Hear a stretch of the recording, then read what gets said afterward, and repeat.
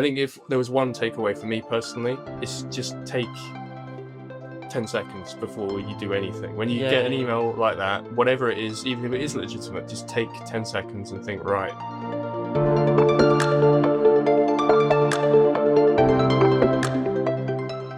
Welcome to the Security Shack podcast. Every episode, we rate a different energy drink out of 10 to try and determine which is the very best for keeping our cybersecurity experts going, while discussing the latest news, the biggest topics, and the most important questions relating to cybersecurity.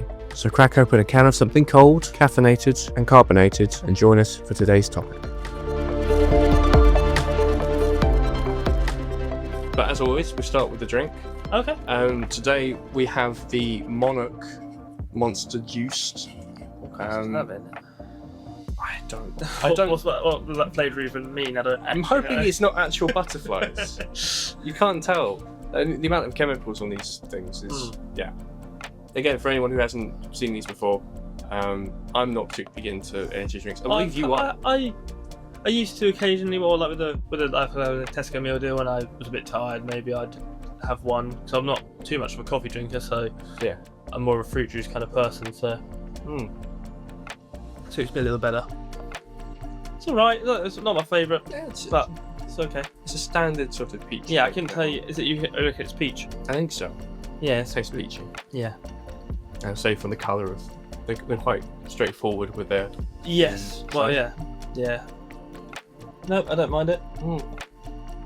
What's your favourite energy drink, if you're into that? Well, it's the mango one, the blue Monster is the one I would go to. Okay. If I was going to pick one, but that's just because it's the safest. When I was like, I haven't got a history of drinking energy drinks really, but when I thought, well, let's give one a go, it's one I picked up and it's one I've settled with because it's one that I know I don't mind to drink. So that's generally my choice. Okay. This one isn't bad. I'm sure it'll be on an episode sooner or later. Blimey, you've down that in one. Yeah, that way. Fair enough. Okay. Get out there. Right, we'll get into it then. Yeah. So phishing is what we've sort of got you in to talk about. Yeah. Because being on a help desk and actually communicating with our clients, that'll be a lot of the It's one of the more common security issues I would bump into day to day. Obviously, I have a security team for the higher up stuff, so the main things I deal with are maybe phishing and maybe just like people using VPNs and things like that. But phishing comes around probably at least once a day, if not more.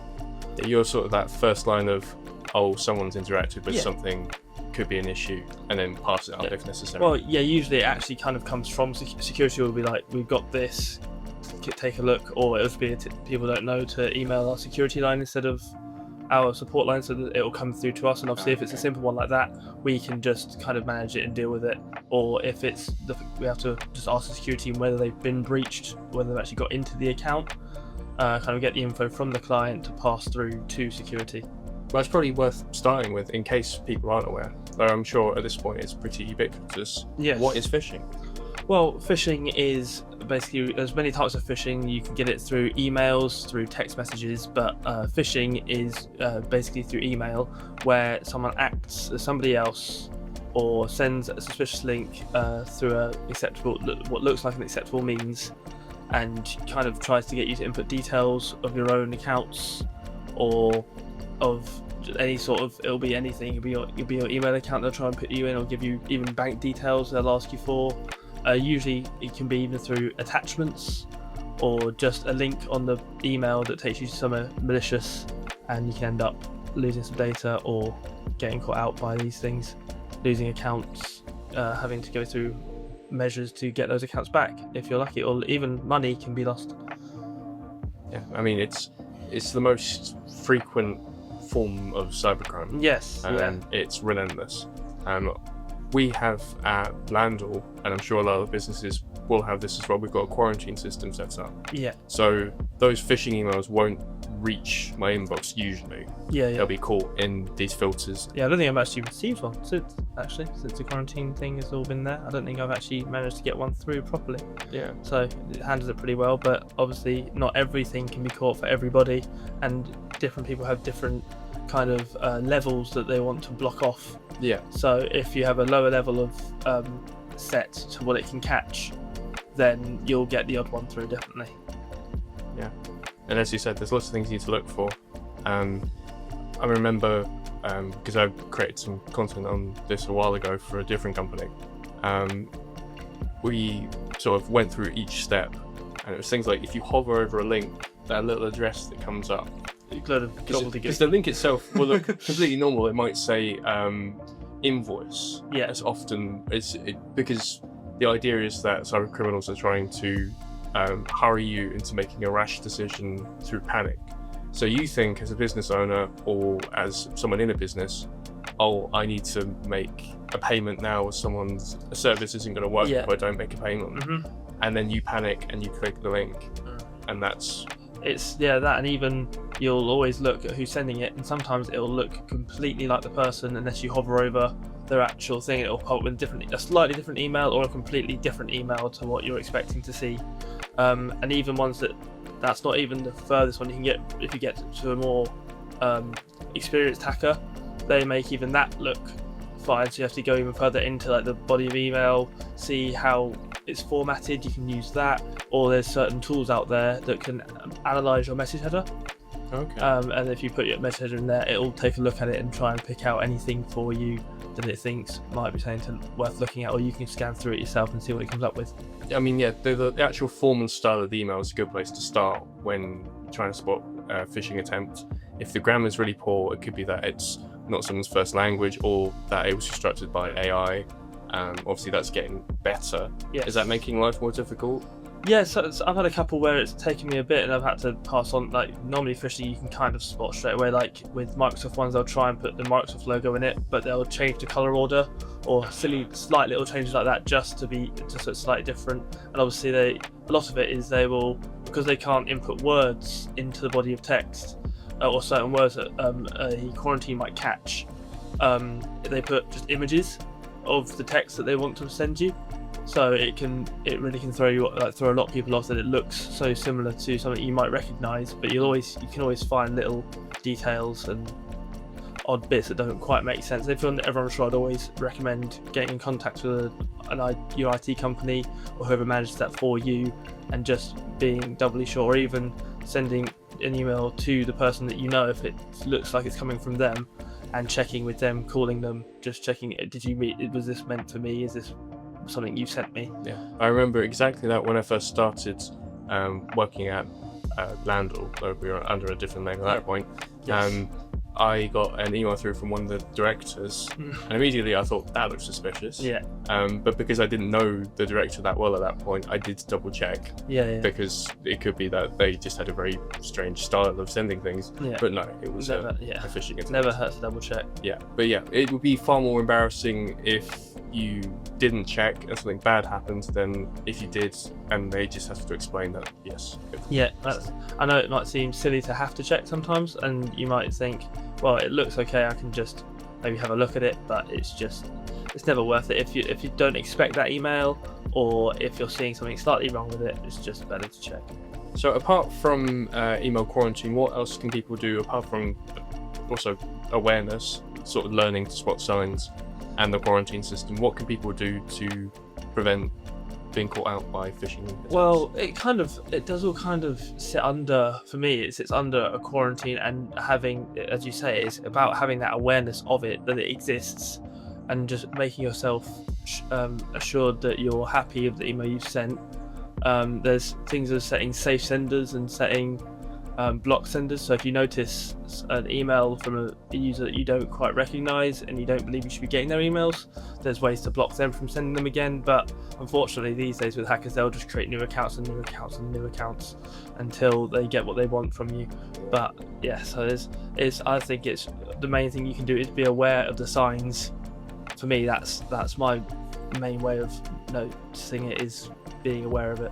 You've got to kind of be self-sufficient in at least a little bit of research. It's not even research, just watching things like this will massively benefit you. Well, yeah, resources like this, but also if you were to contact Landor Services, we offer training for this sort of thing. Oh, of course. Where basically we can go to your staff and make sure that not only can they spot when things might be off in an email, or because this is also topics for another day, but this could be a text, it could be a phone call, it could be a video. But not only can they spot the issues, but they feel confident and comfortable enough not to panic when that first email comes through. Yes. Because psychologically, that's one of the biggest things is that the panic sets in.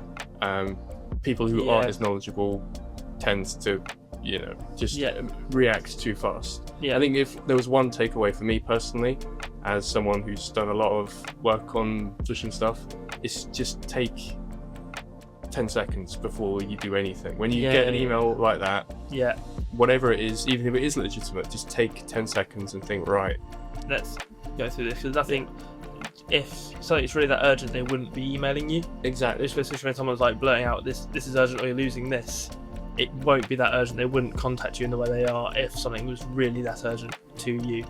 So they'll give you a phone call, or they have other ways of contacting you. So you've always got to give yourself that time to kind of calm yourself down and really understand what you've been sent. Always verify a sender, because no matter how safe they can look, it's not always that way, because I know a lot of people go off that. They'll see a person's name and kind of relax, but it's not always as it seems. So no name at the top is telling you exactly who they are, because even going a bit off track, someone could send you an email and it could be exactly them, but they've already been caught by something and someone's got their account. So if something still looks dodgy from someone that you know, you've still got to be careful and look at that body of text to make sure you're safe. So with that, we will go back to the drink, because we always review at the end. You've already chugged I finished it. I've ruined the format, sorry. I mean, you can pour yourself some more. Yeah, I'll have a sip more. How about that? That'll be good. More. Well, they're always so pungent in smell. Yeah, the smell is almost like... always the hits taste you is a before. bit weak, but the smell is like yeah, they very catch you. strong. What would you give it out of 10? It's fairly similar to the mango one in a lot of ways. So it's a 7 for me. I don't mind energy drinks. I don't drink them day to day, but on the occasion I need one, this wouldn't be a bad one at all. Yeah, it's fine. It's not doing a lot for me. It's like a 5.5 for me, I think. Yeah. I mean, how does that rank in like previous times you've had energy drinks? Where would it rank for you in terms of the other ones you've done? Is that like a middling score for you, or is that a... It's probably quite a low one. Low one for you. Just because it's kind of meh. To peek behind the curtain here, I filmed a lot of these in the same day, and I hadn't had any energy drinks. So you're buzzing now? Yeah, I'm completely like wired, but also the first one I had was the standard Monster Zero Sugar, whatever it is, just like the normal That's one. one of my least favourites. Yeah. So at the time I was like, that's a 5 because I've got nothing to compare it to, but now that would probably be like a 2. Yeah. And this is more like a 5. So yeah, I think I need to go back maybe after I've done a series of them and do a sort of a tier list almost. Yeah. Rejig your scores. Yeah, but this one's okay. I'm still not convinced on energy drinks as a concept. I'd rather... I can't believe they're very good for you, and I think that's quite common knowledge these days that they're not the best for you. We're not here to give health advice. No, we're not. No. Yes. No, but drink responsibly. Yeah. That one is probably, as far as I've had, because I've only really dabbled in a couple of drinks, probably one of my favourite ones, I suppose, because it actually tastes very similar to one of my favourite ones. Well, with that, we hope you found this advice on phishing useful. If you'd like to get in touch with anyone from the Landor team, all those links and contact details will be on screen now. We'd be happy to help you with phishing, with training, email quarantine, or anything beyond that. Thank you very much, Archie, for joining me. No worries at all, no problem. And we'll see you on the next one. Take care. Bye.